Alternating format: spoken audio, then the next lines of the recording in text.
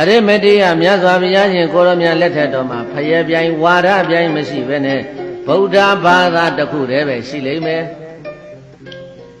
သေသွားတဲ့လူတွေဟာနိဗ္ဗာန်ကိုဝင်ရင်ဝင်မဝင်ရင်နတ်ပြည်ဗြဟ္မပြည်ကိုပဲသွားကြလိမ့်မယ်တဲ့ငရဲသွားတဲ့လူမရှိဘူးတဲ့လောက်ကောင်းတော့ဆိုတာအရိမတိယဘုရားလက်ထက်မှာနတ်ပြည်ဗြဟ္မပြည်ကိုပဲသွားကြလိမ့်မယ်ငရဲသွားတဲ့လူမရှိဘူးတဲ့ဒါမင်းရှင်ဘုရားအပယ်လေးပုံမှာအပယ်ပုံသူအပယ်ပုံသားငရဲပုံသူငရဲပုံသားတွေမရှိဘူးလားဆိုတော့အသစ်မရှိဘူးတဲ့အဟောင်းတွေပဲရှိတယ်တဲ့ဘာတွေပဲရှိတယ်အဟောင်းတွေပဲရှိတော့တို့ကအဲ့ဒီအဟောင်းစင်းထဲမှာပါဖို့အရေးကြီးတယ်အဲ့ဒီမရောက်သွားဖို့အရေးကြီးတယ်အခုဒီဘဝမှာအကုသိုလ်တွေလှုပ်သူများသက်သာသူပြည်ကိုသူသားမယားစောကလေးမျိုးရဲတော့ဝဲရကြတဲ့လှုပ်ချင်တာတွေအကုန်လုံးတခါတည်းရှောက်ပါလှုပ်သွားငရဲရောက်သွားရောငရဲမှာခံနေတော်တော်နဲ့မလွတ်တော့အရိမတိယမြတ်စွာဘုရားရှင်ကိုရောမြတ်ပွင့်တော်မူတဲ့အချိန်မှာတော့မှ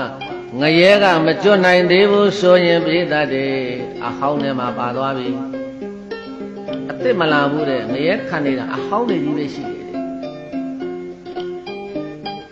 ဘုရားရှင်ရဲ့တကူတော်ကြောင့်32ဘုံဟာပြိတ္တတွေအကာယံမရှိဘဲနဲ့အကုန်လုံးမြင်ရမယ်တဲ့အပေါ်ကိုမော့ကြည့်နတ်တွေမြမာတွေနတ်စည်းစိမ်တွေခံစားတာကိုမြင်ရမယ်အောက်ကိုလှမ်းကြည့်ရင်လည်းပဲငရဲခံနေရတာတွေမြင်ရတော့ဘယ်သူမှအကုသိုလ်မလုပ်ရဲတော့ဘူးတဲ့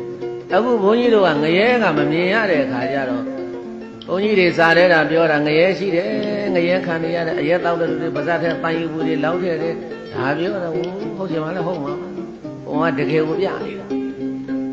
ကျောင်းနေဆောက်ဘုရားတွေတဲကုသိုလ်ကောင်းမှုတွေလုပ်တဲ့ပုဂ္ဂိုလ်တွေနတ်စည်းစိမ်ခံစားရတဲ့နတ်ပြည်ဆိုတော့နတ်ပြည်မြင်မှုလားဆိုတော့လေကိုလည်းမမြင်ဘူးဒကာဓမ္မလည်းမမြင်ဘူးဘုန်းကြီးလည်းစားတဲ့ပါတဲ့တိုင်းဟောရတာပဲ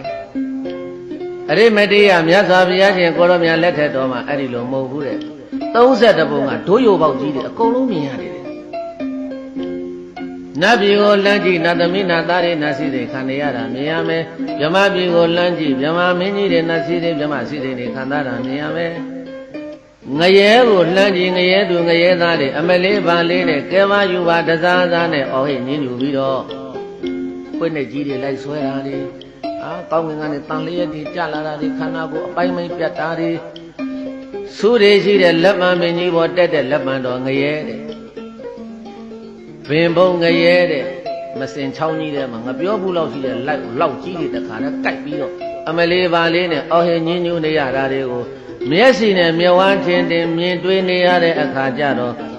ဘယ်သူမှအကုသိုလ်မလုပ်ရဲတော့ဘူးတဲ့ဒါကြောင့်မို့လို့အဲ့ဒီခေတ်ကလူတွေငရဲမကြတာလက်တွေ့ပြတယ်အရိမတိယမြတ်စွာဘုရားလက်တွေ့ကိုပြဒါကြောင့်မို့လို့အဲ့ဒီအရိမတိယမြတ်စွာဘုရားလက်ထက်တော်မှာလူတွေငရဲမရောက်ဘူးတဲ့အပယ်လေးပုံမသွားတော့ဘူးတဲ့ဒါကြောင့်မို့လို့ဒီ